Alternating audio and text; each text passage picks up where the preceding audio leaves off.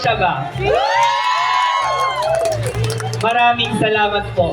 Pero, ang katotohanan, ako po ay meron na po kasintahan. At kami po ay nagdiriwang ng aming selebrasyon ng ika-6 na anniversary. Inaanyayahan ko po sa entablado, walang iba kundi si Maria Athena Marasigan.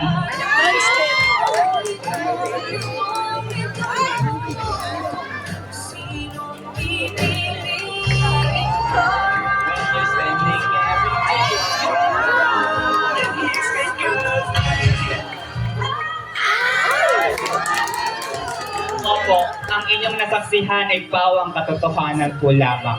Maaaring marami kayong katanungan. Maraming bumabagabag sa inyong isipan. Pero ang katotohanan na tulad nila, kami rin po ay may karapatang magmahal. Lalo na kung wala po kami tinatapakan na ibang tao.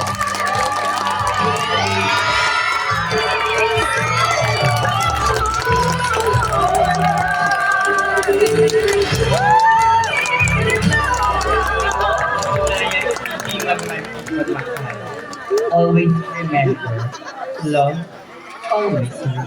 Thank you so much.